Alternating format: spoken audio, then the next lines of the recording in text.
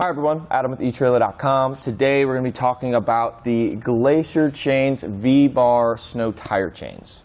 So this is going to be a laddered patterns chain.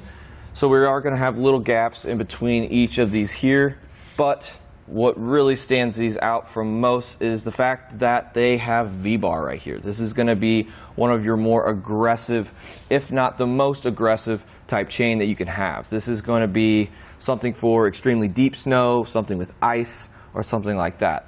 It is not only just a twist link, they actually integrate these V-bars on top of that. So just imagine what a twist link would do if you ever used those before. Just add 2 spikes per link. This thing will literally tear up any of that ice that you may hit whenever you're going down the road. All of it is made of a steel construction, and it will resist against rust and corrosion over time.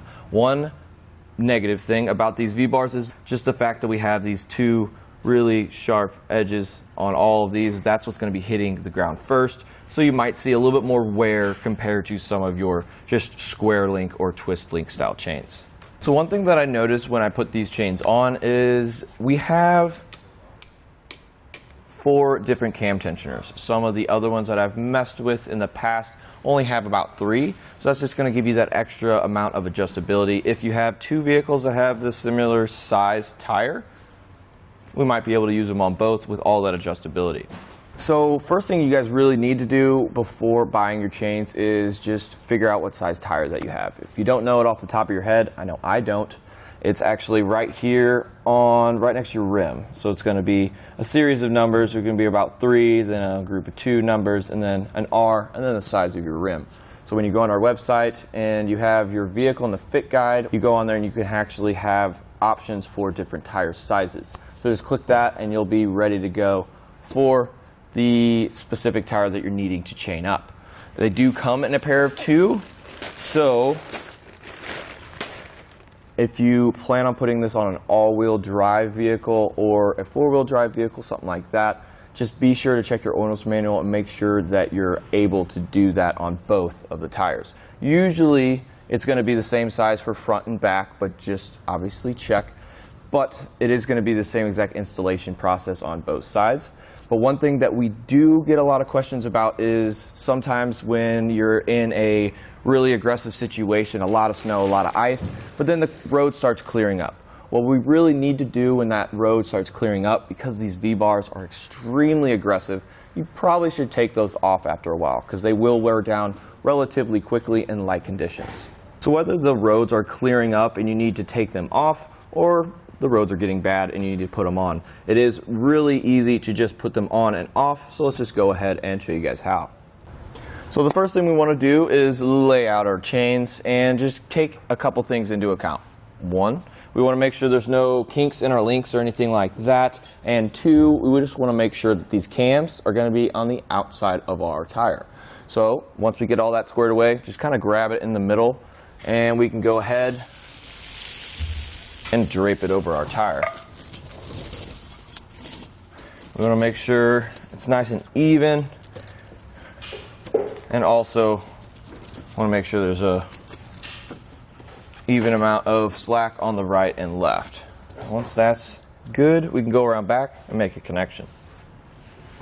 So we are going to have a hook over here and some spare links on my end. What we're going to do, since this is the first time, I don't know exactly which link is going to be best, but once you guys put these on, you'll pretty much know. I'm just going to go with not the last one, but the second to last. And I do honestly suggest putting these on before you get into the situation where you're actually going to need them, just so you don't run into any roadblocks. So now we can go around front and make another connection. So we're going to have our spare links here and our tensioner. I'll try to find the best one for it. That one works, but we'll see if we can get it to the next one up. Probably not, so I'm just going to pick this one and loop it into itself here. We got a spare link just hanging there. That's what that's for. We don't have we have a decent amount of slack, but now we're going to go ahead and actually tighten our cams. So luckily, we do have a tool that comes with our kit. We don't have to grab that separately, which is a plus. And we can go ahead and start with the cam. I'm going to start with this one here. Pretty simple. A little better. We can do more. Getting there.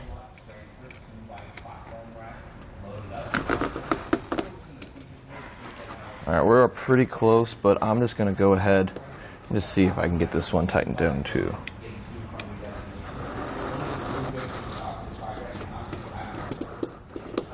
All right, so I tightened down all of them, and we really do have a decent fit here, but we do suggest grabbing a rubber tensioner and hooking that up as well. So this is what your rubber tensioner is going to look like. We do carry these at eTrailer, but they don't come with the kit. So be sure when you buy your chains, grab some of these. All we really need to pay attention to is just the hook. Just make sure it just faces out away from our rim. And then of course, just be as symmetrical as we can. Once we get that on there, move that. We do suggest that you guys roll over them a couple times, let them settle into your tire, and then come back out, check them, and if you got the right amount of tightness, you're ready to hit the road. Well everyone, that's just about it for a look at the Glacier Chains V-Bar Snow Tire Chains.